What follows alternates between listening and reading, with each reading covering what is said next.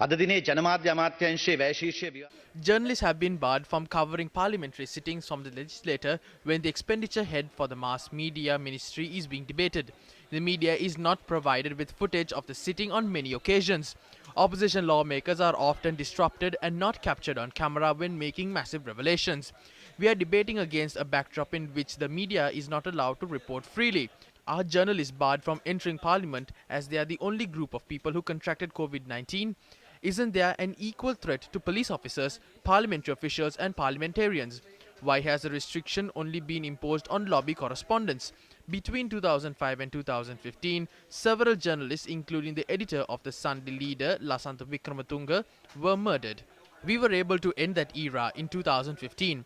The Rajapaksa government was never willing to probe the murders of journalists. Investigative material on certain murders had gone missing by 2015. Therefore, our government had to start investigations from scratch. Most of the investigations have ended, and what is remaining is to initiate legal action. But we have been told that these investigations have been called off under the present government. They haven't gone to court. There is suspicion as to whether the investigations have been stalled because the person who asked who is Lasantha during a foreign media interview is involved in these incidents. Were people in the likes of Shani Abesekara imprisoned because they initiated legal action over these incidents?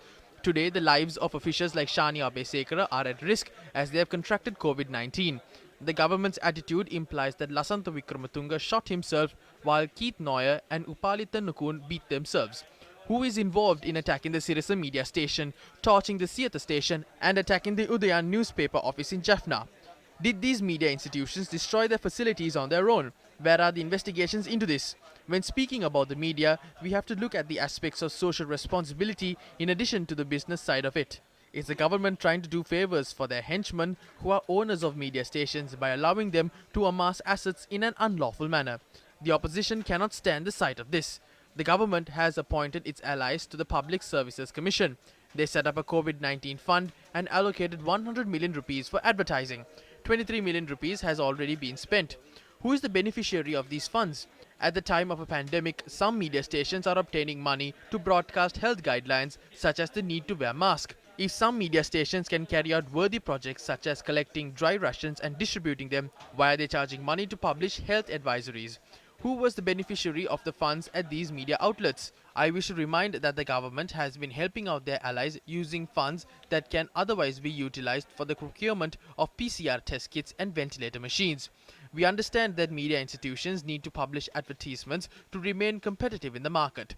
Media outlets receive about 40% of the advertisements from state institutions, not just in Sri Lanka but across the world as well. But currently, state advertisements are only given to state media outlets or media institutions that favor the government. We call on the government to implement a mechanism under which all private and state media institutions receive an advertisement regardless of their editorial stance. Yesterday, a circular was issued under the signatory of the President's Secretary preventing state advertisements from being given to the media. I wish to table that circular in Parliament. What is the objective of this move?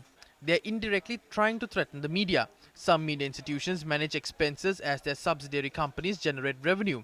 A legal framework is required for the subsistence of the media. This government has failed to implement proper laws concerning the media industry. While these regulations must protect the freedom of speech and the rights of journalists, the limits of the media must be defined as well. However, instead of paying attention to this, the government is cracking the whip on media outlets and journalists who criticize them. It was the Rajapaksa administration that implemented the Press Council Act, allowing judicial measures against newspapers. A self-regulatory mechanism is required not just for newspapers, but for the electronic media as well. Our government prepared the relevant bills for these laws. However, the government has swept these under the carpet and is trying to implement laws that would suppress news websites. They are planning to bring forth a bill in 2 weeks, not only to suppress but also to ban some websites. The government is trying to introduce media regulatory laws just as in Singapore. Look around and see whether there are independent media stations in Singapore. We wish to clearly state that the government is trying to implement these laws as part of a witch hunt against the media institutions that they don't like. The frequencies of the Sri Lanka Broadcasting Corporation and the Sri Lanka Rupavahini Corporation are public assets that should be used to ensure people's rights to know. Today, they are depriving the people of their right by going to court. We consider this a violation of the people's right to know. We, along with the people, wish to question whether these enshrined rights are being violated due to the 20th Amendment. අනිසි බලපෑම් නිසාද කියලා අපි මේ වෙලාවේ ප්‍රශ්න Honourable කරනවා. member, A please වගේම- wind up. wind up. මේ රටේ මාධ්‍යයට හැම All governments have acted in a favorable and unfavorable manner towards the media. We must admit that. But the government that was in power from 2015 to 2019 degraded the strength of state media institutions. The infrastructure facilities of the Sri Lanka Broadcasting Corporation were not developed under their administration. The SLBC was unable to promote its brand during that period. It had suffered massive losses by the time we took over the administration. The Sri Lanka Rupavani Corporation's losses in 2019 stood at more than $1 billion. I wish to state that dampening the operations of ITN was a heinous crime. It was an institution that generated profits for the government. However, since it did not generate profits under the previous administration, we have been forced to pump in 500 million rupees to keep the channel running. රජයෙන් මිලියන 500ක් විතර දාලා අද ආයතන ගෙනියන්න වෙලා තියෙනවා. ලංකාවේ ජනතාවට ප්‍රවෘත්ති The status of institutions that are responsible for disseminating news to the people is regrettable. In many foreign countries, licenses for media institutions are issued after examining the background and history of their owner. However, I wish to regretfully question the eligibility of our local media institutions to receive licenses. The owners of some media institutions are facing charges of drug racketeering, importing ethanol, engaged in betting, and even maintaining ties with the LTTE. Therefore, it is punter, drug racketeering and gamblers who are disseminating news to the people. If that's the case, how can the truth be propagated? Arjun Aloysius, a suspect in the bond scam, contacted me a year ago. After stating that I am vocal and robust in my opinions, he expressed willingness to sponsor and support me through 2 channels he was planning to launch, namely Rajata TV and Rajata FM. The media in Colombia was run by a drug lord named Pablo Escobar. This is the situation in Sri Lanka as well. Public surveys show that these media channels are deceiving the people throughout the day.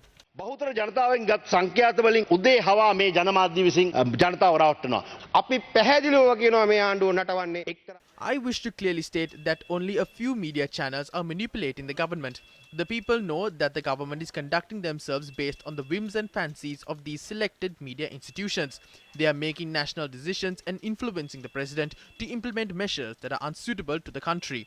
This is how the media is misconducting themselves.